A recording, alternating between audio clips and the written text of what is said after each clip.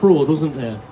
Well, I think that's extremely ironic from a government from which one minister had to resign last week and another has been twice now found guilty of unlawfully awarding government contracts.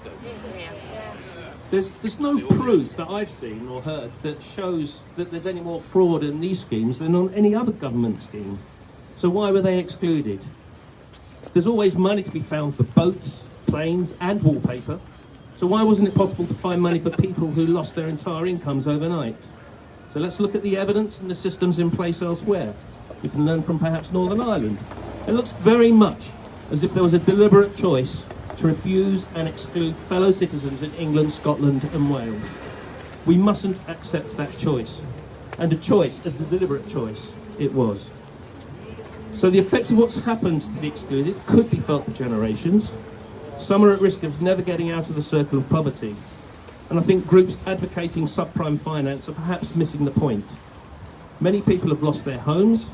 Some have been forced to make horrendous choices just to survive, like the woman who was forced into prostitution to just pay her basic bills.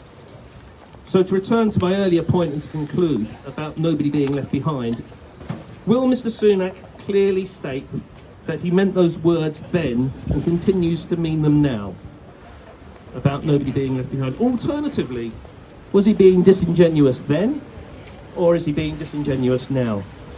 These are important questions.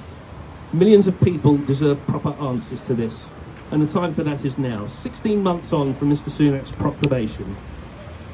To be clear, the government have not done what they promised to do. So it's been great talking to you this afternoon. I'm proud to be joined by politicians of all parties and none. This is an important moment over a very vital issue, but the government must be better than this.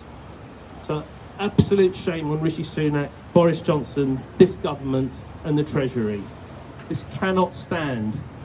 It cannot be allowed to stand, and please God, it won't stand. Thank you.